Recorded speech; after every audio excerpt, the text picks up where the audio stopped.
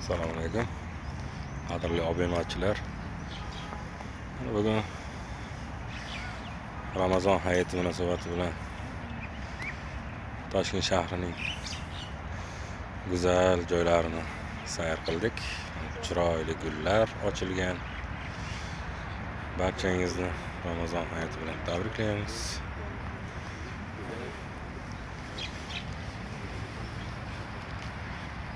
Barchangizga tutgan ro'zalaringiz qabul bo'lishligini, xonadonlaringizga baraka berishini Allohdan so'rab qolamiz. Go'zal va maftunkor Toshkent shahri bo'ylab juda ko'plab turistlar tashrif buyurgan. Bu joylar uchun qadrli.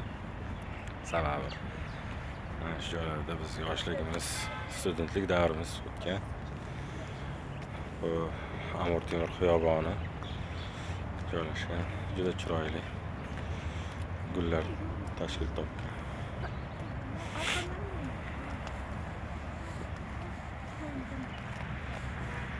Sizlarga tashrif buyurishingizni tavsiya qilaman. Hozir juda endi uyg'onayotgan payti ko'plab xorijiy mehmonlar tashrif buyurgan O'zbekistonga.